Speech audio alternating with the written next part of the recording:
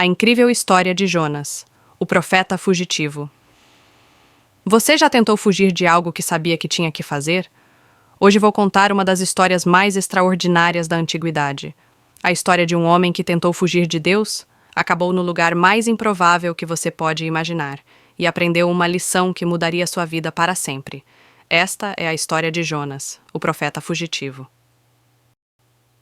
O chamado impossível Jonas era um profeta hebreu, um homem acostumado a ouvir a voz de Deus. Mas um dia, Deus lhe deu uma missão que ele jamais esperava. Vá até Nínive, aquela grande cidade, e pregue contra ela, porque a sua maldade subiu até mim. Nínive. O simples nome fazia o sangue de Jonas gelar. Nínive era a capital do Império Assírio, o inimigo mais cruel e temido de Israel. Os assírios eram conhecidos por sua brutalidade sem limites. Conquistavam cidades, escravizavam povos inteiros e não tinham piedade de ninguém. Eram responsáveis pelo sofrimento de milhares de israelitas. E Deus queria que Jonas fosse até lá? Para dar uma chance de arrependimento a essas pessoas? Jonas pensou: de jeito nenhum. Eles não merecem a misericórdia de Deus. Que sejam destruídos. Então Jonas tomou uma decisão que mudaria tudo. Ele iria fugir. Mas como alguém foge de Deus? A grande fuga. Jonas desceu até o porto de Jope e, por uma dessas coincidências, encontrou um navio prestes a zarpar para Tarsis, o lugar mais distante que ele conhecia, na direção completamente oposta a Nínive. Ele pagou a passagem e embarcou pensando: se eu for para o lugar mais longe possível, talvez Deus escolha outra pessoa. O navio partiu, e Jonas, exausto pela tensão, desceu ao porão e caiu em um sono profundo. Era quase como se ele estivesse tentando dormir para esquecer sua desobediência. Mas então, algo terrível aconteceu. A tempestade furiosa. O mar, que estava calmo, de repente se transformou em uma fera incontrolável. Ondas gigantescas atingiam o navio de todos os lados. O vento uivava com uma fúria que os marinheiros experientes nunca tinham visto. O navio era sacudido como um brinquedo nas mãos de uma criança furiosa. Os marinheiros, homens acostumados com tempestades, entraram em pânico. Cada um começou a clamar aos seus próprios deuses. Jogaram ao mar toda a carga para aliviar o peso do navio. Mas nada funcionava. A tempestade só piorava. O capitão desceu ao porão e encontrou Jonas dormindo profundamente. Como alguém podia dormir em meio àquele caos? Levanta-te. Como você pode estar dormindo? Clama ao teu Deus. Talvez ele se lembre de nós e não pereçamos.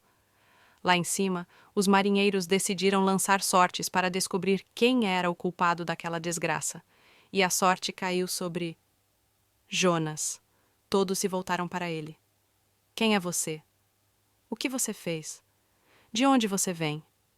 Jonas respirou fundo e confessou: eu sou hebreu e temo ao Senhor, o Deus do céu, que fez o mar e a terra. Estou fugindo da presença dele. O terror tomou conta dos marinheiros.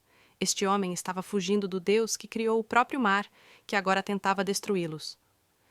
O que devemos fazer com você para que o mar se acalme? Gritaram eles por cima do barulho da tempestade. Jonas sabia o que tinha que ser feito. Joguem-me ao mar, disse ele calmamente. Eu sei que é por minha causa que esta grande tempestade veio sobre vocês. Mas os marinheiros eram homens bons. Eles não queriam a morte de Jonas. Remaram com toda a força tentando voltar à terra, mas era impossível. A tempestade só ficava pior. Finalmente, sem opções, eles clamaram ao Deus de Jonas, pedindo perdão, pegaram Jonas e o lançaram ao mar. E instantaneamente, silêncio. O mar se acalmou como se nada tivesse acontecido. Os marinheiros, ainda tremendo, ofereceram sacrifícios ao Deus de Israel naquele mesmo dia. Eles tinham visto seu poder. O abismo das águas Jonas afundava. A água fria o envolvia por todos os lados. Ele estava morrendo, pagando o preço por sua desobediência. As algas marinhas se enrolavam em sua cabeça. Ele afundava cada vez mais, em direção às profundezas escuras do oceano. Mas então, algo extraordinário aconteceu. Deus havia preparado um grande peixe, e esse peixe engoliu Jonas inteiro. Imagine a escuridão. Imagine o cheiro. Imagine estar no estômago de uma criatura gigante, nas profundezas do mar, sem saber se você está vivo ou morto. Jonas passou 3 dias e 3 noites ali dentro. E naquela escuridão sufocante, naquele lugar impossível, Jonas finalmente parou de fugir. Ele orou. Não foi uma oração bonita ou eloquente. Foi um grito desesperado do coração. Das profundezas do abismo clamei, e tu ouviste a minha voz. Eu havia sido lançado ao fundo, no coração dos mares. Eu disse: fui expulso de diante dos teus olhos, mas tu trouxeste a minha vida da cova. Jonas prometeu: o que prometi, eu cumprirei. A salvação vem do Senhor. E então Deus falou ao peixe, e o peixe vomitou Jonas em terra seca. A segunda chance. Jonas estava vivo, sujo, cheirando horrivelmente, provavelmente sem nenhum cabelo por causa dos ácidos estomacais, mas vivo. E pela segunda vez, a palavra de Deus veio a Jonas: levanta-te, vai à grande cidade de Nínive e prega-lhe a mensagem que eu te digo. Desta vez, Jonas não discutiu. Ele foi. Nínive era tão grande que levava 3 dias para atravessá-la. Jonas entrou na cidade e começou a pregar uma mensagem simples e direta: ainda 40 dias, e Nínive será destruída. E então aconteceu algo que Jonas nunca esperava, algo que ele secretamente temia.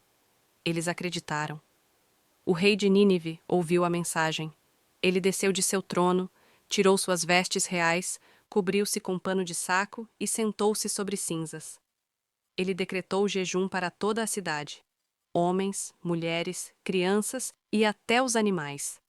Toda Nínive se arrependeu com sinceridade. E Deus viu o arrependimento deles e teve compaixão. Ele decidiu não destruir a cidade. A lição mais difícil. Você esperaria que Jonas ficasse feliz, certo? Ele tinha cumprido sua missão. Uma cidade inteira se arrependeu. Vidas foram salvas. Mas Jonas ficou furioso. Tão furioso que desejou morrer. Ah, Senhor, não foi isso que eu disse quando ainda estava em minha terra? Por isso é que fugi para Tarsis. Eu sabia que tu és Deus compassivo e misericordioso, longânimo e grande em benignidade. Agora, Senhor, tira-me a vida, porque melhor me é morrer do que viver.